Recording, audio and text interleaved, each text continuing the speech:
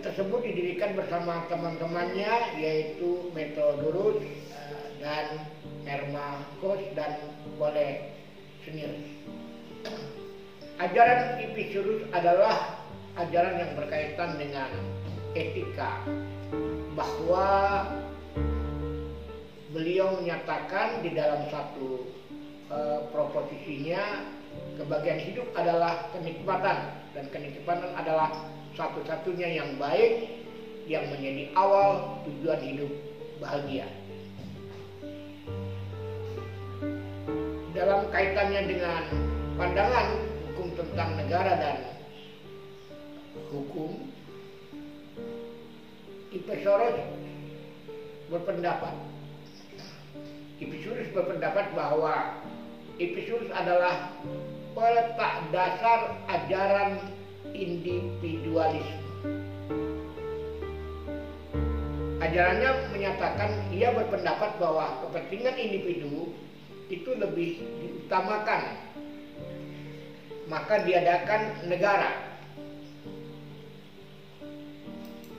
Negara adalah untuk memahami kepentingan individu, untuk memenuhi kepentingan individu yang menjadi warga negara yang bersangkutan. Jadi Epicurus adalah peletak dasar ajaran individual yang berpendapat bahwa kepentingan individu yang lebih diutamakan. Atas dasar proposisi ini, ya, masyarakat sendiri-sendiri atau individu-individu, ya, dianggap sebagai atom. Maka ajaran Epicurus tentang sifat susunan masyarakat atau negara disebut dengan ajaran atomisme, ya, sebagai lawan organisme dari ajaran Aristoteles. Nah, berdasarkan ajaran inilah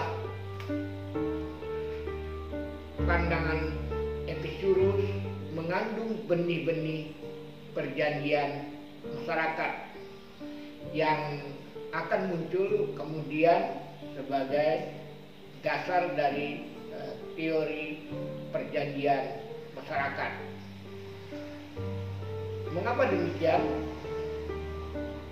Hal ini terbukti bahwa orang, individu dianggap sebagai atom, sebagai elemen terkecil yang mempunyai kepribadian sendiri. Maka ketika hadir dalam satu negara atau masyarakat, kepentingan individulah yang harus diutamakan sebagai dasar kepentingan negara.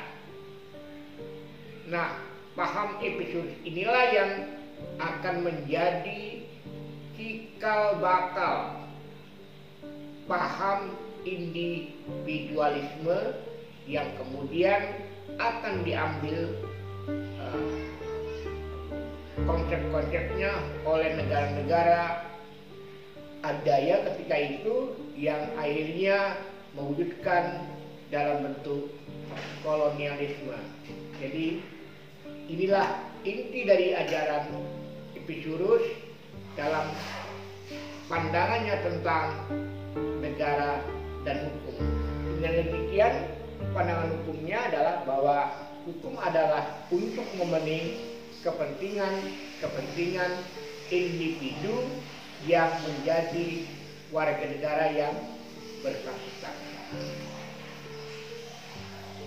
Pada sisi lain, bahwa berdasarkan ajaran ini, ya, mengandung benih-benih perjanjian masyarakat yang muncul kemudian. Inilah basis nanti menjadi hukum perjanjian antar individu yang menjadi inspirasi, ya, bahwa setiap orang ketika berjanji antara A dan B, maka ketika dia sepakat, maka berlaku sebagai undang-undang bagi kedua belah pihak. Saya kira Ini inti dari ajaran Epicurus tentang negara dan hukum. Jadi ajaran Epicurus ini berbeda dari Plato maupun Aristoteles. Kalau Plato idealisme, kalau Aristoteles adalah realistis atau realisme, maka Epicurus adalah individualisme. Demikian tadi paparan kita tentang Epicurus.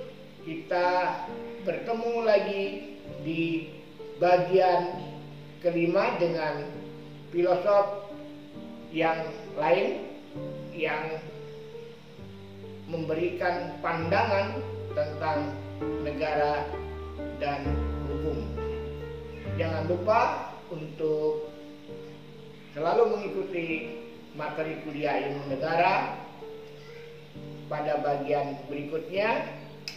Terima kasih atas perhatian saudara. Ya, kita akan masuk ke bagian kelima pada episode selanjutnya. Terima kasih.